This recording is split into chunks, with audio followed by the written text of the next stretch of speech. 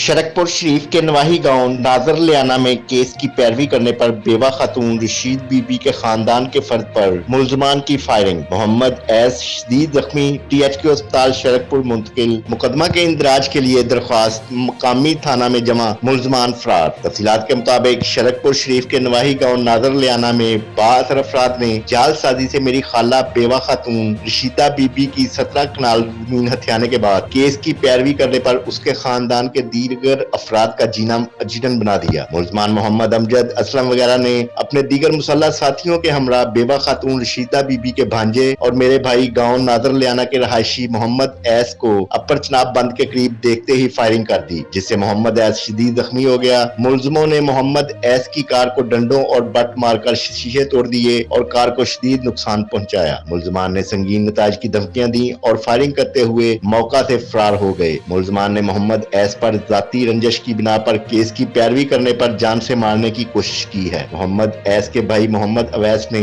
Media को तफसीलात बताते हुए मजीद कहा कि मुलजमान के खिलाफ मुकदमा की इंदराज के लिए दरख्वास्त मुकामी पुलिस को जमा करवा दी है। मुलजमान बाअसर हैं, हमें जान का खतरा है। IG पंजाब, RPO शेखपुरा और DPO शेखपुरा जाहिद नवाज मरवत हमें तहफ़्फ़ुज़ फराहम करें और मुलजमान को जल्द गिरफ्तार करके हमें इंसाफ फराहम किया जाए।